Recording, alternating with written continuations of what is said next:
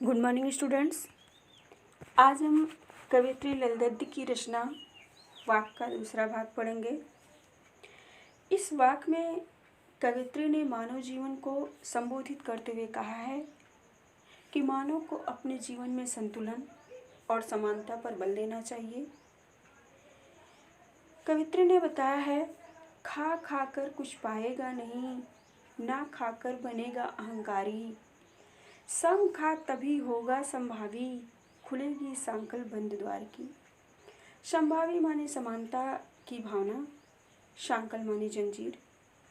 कवित्री मानव से कहते हैं कि मानव, तुम केवल भोग उपभोग में लगे रहने से, सांसारिक सुख साधनों को प्राप्त करने से, उसका प्रयोग करने से तुम्हें कुछ भी प्राप्त नहीं होगा, कुछ भी हासिल नहीं होगा और तुम स्वार्थी बनते जाओगे। स्वार्थ की भावना बढ़ती जाएगी, ना खाकर बनेगा अहंकारी। और जब तुम स्वार्थ छोड़ दोगे, त्यागी बन जाओगे, तो तुम्हारे अंदर अहंकार की भावना आ जाएगी, तुम अहंकारी बन जाओगे।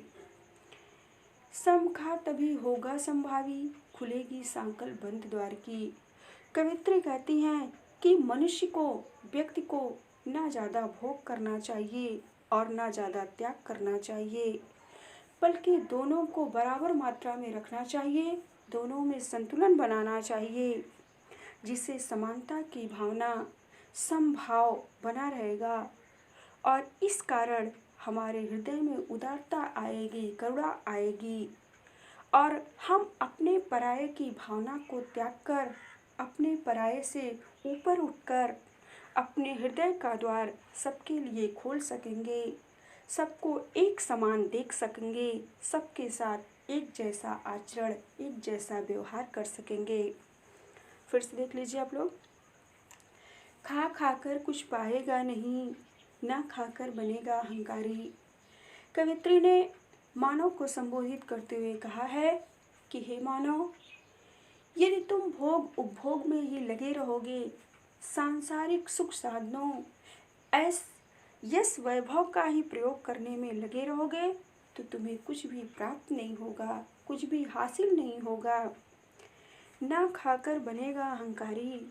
और यदि तुमने स्वार्थ छोड़ दिया, स्वार्थ को छोड़कर त्यागी बन गए, तो तुम्हारे अंदर अहंकार की भावना आ जाएगी, तुम अहंकारी बन जाओगे। इसलिए कवियत्री कहती हैं कि व्यक्ति को, मनुष्य को ना ज़्यादा भोग करना चाहिए, ना त्याग करना चाहिए, बल्कि दोनों में सामंजस्य बैठाना चाहिए, दोनों में संतुलन बनाना चाहिए और दोनों को बराबर मात्रा में रखना चाहिए। सम खा तभी होगा संभावी, खुलेगी सांकल बंद द्वार की। जिससे समानता की भावना बनी रहे, समभाव बना रहे। इस कारण हमारे हृदय में, हमारे मन में उदारता उत्पन्न होगी, करुणा उत्पन्न होगी और हम अपने पराये से ऊपर उठकर सबको एक समान देखकर सबके लिए अपने हृदय का द्वार खोल सकेंगे, अपनी हृदय की जंजीर खोल सकेंगे, सबको एक समान देख पाएंगे, सबके साथ एक समान आचरण, एक जैसा व्यवहार कर पाएंगे।